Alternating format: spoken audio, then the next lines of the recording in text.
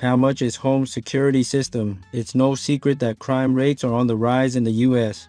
According to the National Crime Victimization Survey, there were an estimated 5.8 million property crimes in 2016. That's a lot of homes and businesses that are at risk of being broken into or vandalized. One way to help protect your home or business is to install a security system. But how much does a security system cost? And what kind of features do you get for your money? Security system prices vary depending on the type of system you choose and the number of features you want. But on average, a basic security system will cost around $200. If you want a more comprehensive system with features such as cameras and motion detectors, the price will be higher, around $500 to $600. It's important to remember that you get what you pay for when it comes to security systems. If you opt for a low-cost system, you may not be getting the same level of protection as you would with a more expensive system. So it's important to research the different options and find the system that's best for your needs and budget. When shopping for a security system, be sure to ask the following questions. What kind of features does the system include?